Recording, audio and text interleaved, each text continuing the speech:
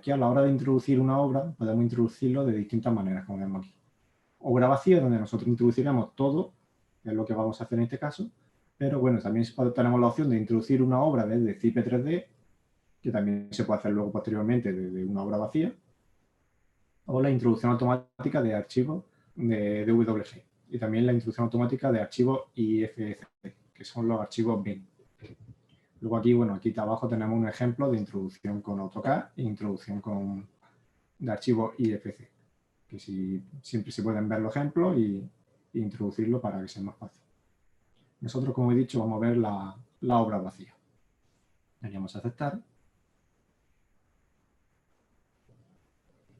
Y aquí comenzamos con los datos generales. ¿Vale? Bueno, aquí vemos lo mismo, podríamos poner la descripción, como hemos dicho antes.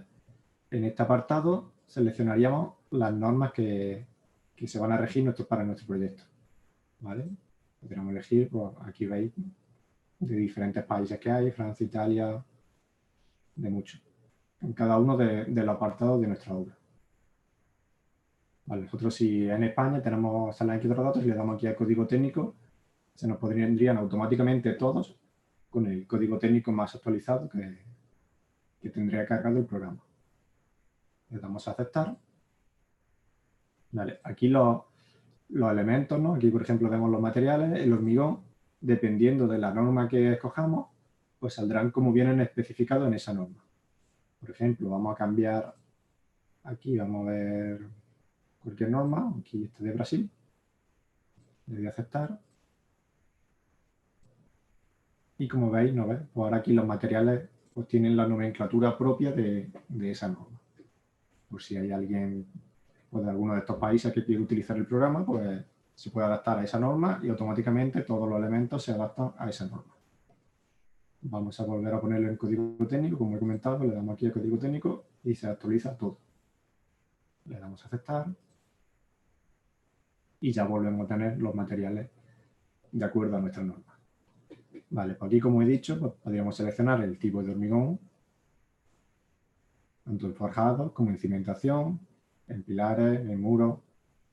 Aquí en la parte de cimentación veis también otro pequeño icono, donde aquí podríamos introducir los datos que nos ofrece el estudio geotécnico. Si picamos aquí, tenemos algunos de los tipos de terrenos por defecto que nos da el programa. Y aquí pues, se podría poner la adherencia entre la zapata y el terreno y el ángulo de rozamiento entre estos. Pero como he dicho, todo esto es propio del estudio geotécnico. De momento lo vamos a dejar así y ya hemos puesto el terreno de grava.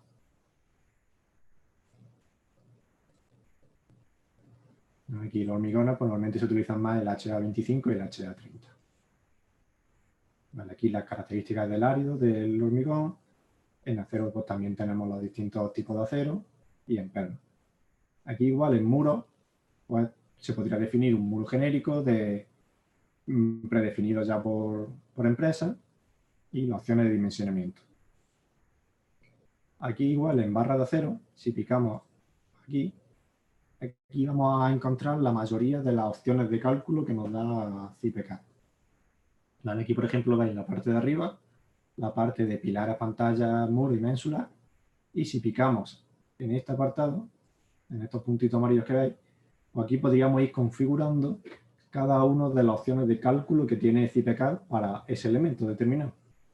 Aquí en tabla de armado de pilares, si picamos, ¿no? Pues vemos las tablas de armado, las características, por si alguien, normalmente se dejan por defecto, pero bueno, si hay alguien que no quiere usar determinado tipo de redondo de la armadura, pues a lo mejor pues dice de 25 no quiero usar y lo deselecciona. ¿Vale? Al igual que si quiere la separación mínima entre barras, por ejemplo, en este caso, que sea mayor o menor, todo se puede ir modificando. Las cuantías geométricas mínimas, como veis aquí, y tanto para pilares rectangulares como circulares. También se viene aquí. ¿Vale? Pues aquí podéis ver que tenemos diferentes criterios y todos ellos se pueden personalizar. ¿Vale? Los solapes a nivel de planta, cómo queremos que sean los solapes, los coeficientes de rigidez, si queremos que sean o modificarlo. Los cuadros de pilar igualmente, si queremos que se agrupen o o que no haya agrupaciones, clicaríamos aquí y se desagruparía y saldrían todos los pilares aunque fuesen iguales individualmente. Vale, o al igual que eso, por ejemplo, en este caso pues tendríamos las vigas, donde igualmente pues, se podrían configurar. Por ejemplo, aquí vemos la valoración de errores y aquí podemos indicarle, por ejemplo, si la separación mínima queremos que el programa la considere como error, como aviso o únicamente como información. ¿Vale? Aquí vemos todos los errores, tanto aquí como aquí. Y aquí son recomendaciones que nos daría CIPE, si queremos desactivarla o activarla. Igualmente aquí, pues eso. Muchas opciones que podemos calcular. También aquí, en el apartado de las rayas azules, podemos modificar las tablas de funcionamiento en este caso, ¿no ves? Los tipos de armadura de redondos que queremos que el programa utilice, ¿no? Aquí, por ejemplo, pues no está seleccionado ni el diámetro 32, ni el 14, ni el 6. Si quisiésemos que se seleccionase, que el programa lo utilice, pues únicamente tendríamos que picar aquí, ¿vale?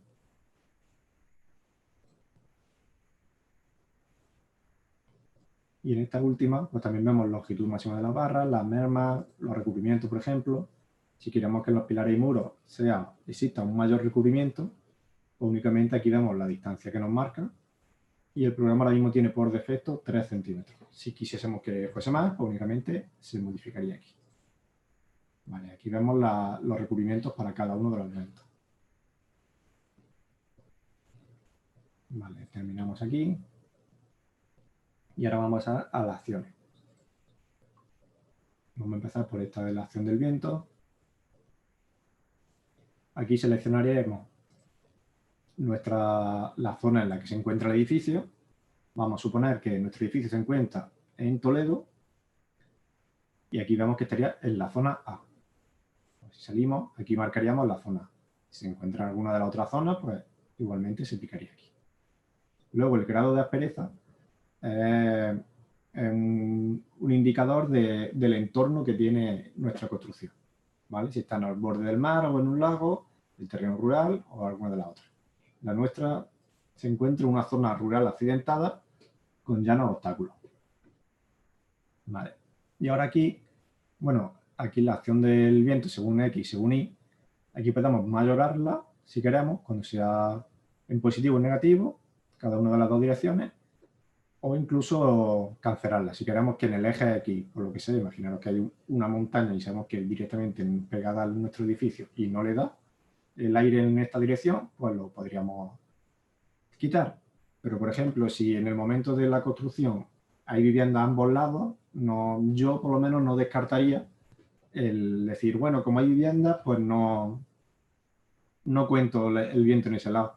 Pero claro, las viviendas, los edificios duran mucho y no sabemos si el día de mañana se van a quitar los edificios de los lados y va a quedar nuestro edificio expuesto. Por lo que yo siempre cuento con que no hay edificios alrededor. Vale, aquí en el ancho de banda, como vemos aquí nos indica, pues tenemos que indicarle las dimensiones, tanto en X como en Y, de nuestro edificio. Vale, yo me voy a venir a AutoCAD,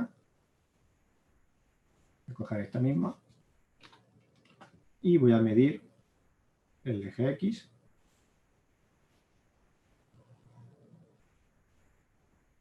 Vale, 14 metros.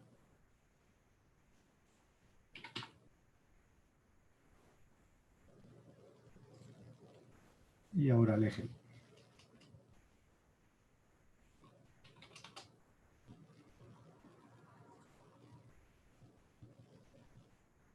Vale, que son 10 metros.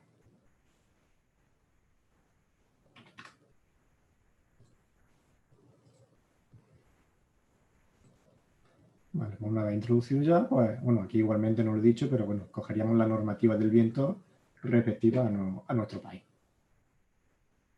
Vale, daríamos a aceptar. Aquí la acción sísmica, pues tendríamos que buscar nuestra localidad. Y si vemos que no aparece, porque en España muchas de nuestras zonas no es necesario calcular a sismo, pues por ejemplo en nuestra zona, no en Toledo, no es necesario calcularlo. Si por ejemplo estuviésemos en Zaragoza, pues clicamos y vemos como la aceleración básica, que es la referencia a ese municipio, va cambiando. A ver si pongo ahora otro. Bueno, cogí uno que es exactamente igual. Ponemos Jaén, Baeza, por ejemplo. Vemos cómo cambia a 0,06. Luego los coeficientes de riesgo, si es un edificio de importancia normal o de importancia especial, las viviendas suelen ser importancia normal.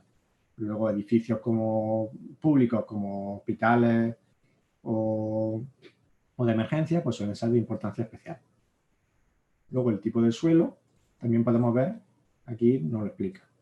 Pues si el tipo de suelo es roca compacta, roca muy fracturada, el tipo de suelo granular y así, y escogeríamos el suelo determinado en nuestra zona.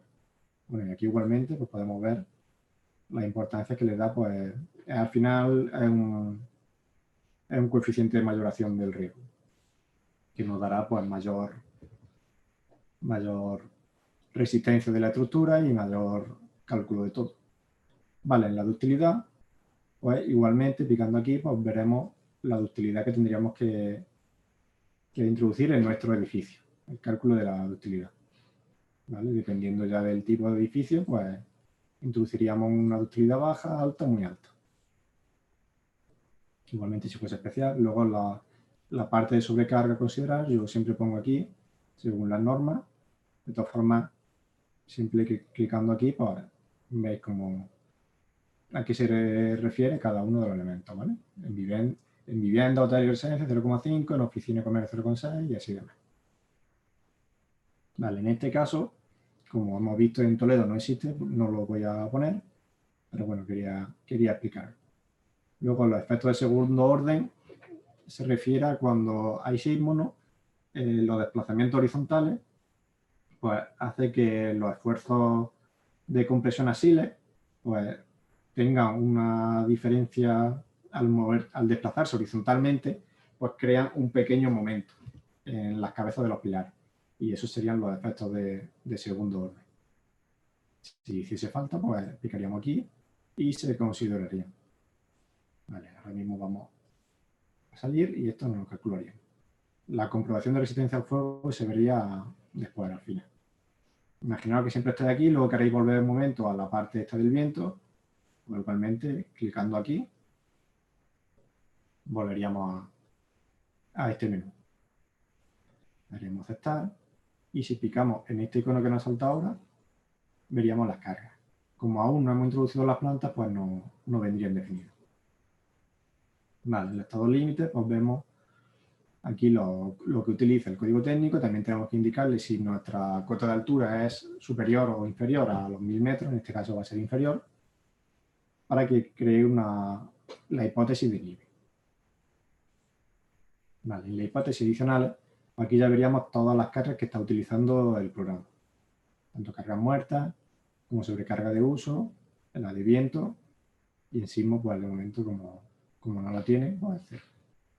Aquí vamos a editar, puesto que aparte de zona residencial, vamos a tener una zona de aparcamiento y la cubierta.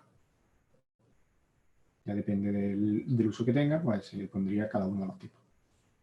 Daríamos a aceptar y como vemos, pues se han creado aquí ahora la hipótesis de estos dos usos. Vale, daríamos a aceptar. Bueno, aquí vemos también, se seleccionarían los tipos de acero. Y aquí si puse madera y aluminio extruido. Vale, aquí serían los coeficientes de pandeo que en hormigón lo dejaríamos en este caso así. Vale, pues daríamos a aceptar. Y aquí ya vemos la interfaz del programa.